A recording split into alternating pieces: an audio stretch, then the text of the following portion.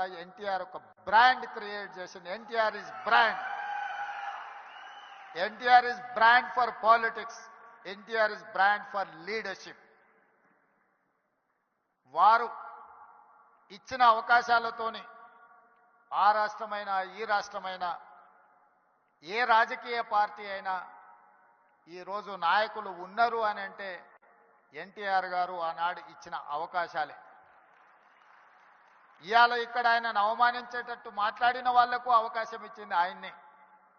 ఇవాళ ఆయన గౌరవం ఉండాలి, ఆయన పేరును స్మరించుకోవాలని చెప్పేవాళ్ళు కూడా ఆయన ఇచ్చిన నాయకత్వంతో వచ్చినోళ్ళే. అది ఎన్టీఆర్ లోపము, ఎన్టీఆర్ తప్పు కాదు.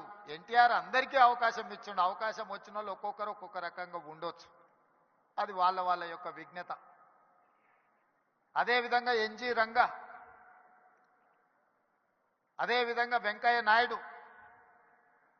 ఈనాడు చంద్రబాబు నాయుడు గారి గురించి నేను చెప్పాల్సిన అవసరం లేదు.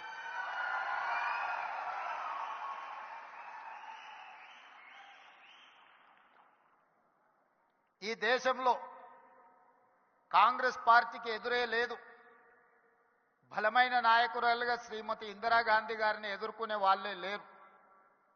అంత బలమైన నాయకత్వాన్ని అందిస్తున్నప్పుడు ఎన్టీ రామారావు గారు ప్రవేశపెట్టిన సంకీర్ణ రాజకీయాలే ఇవాళ దేశాన్ని ఏలుతున్న వాళ్లకు అవకాశాలు ఇచ్చినాయన్న సంగతి మరవకూడదు.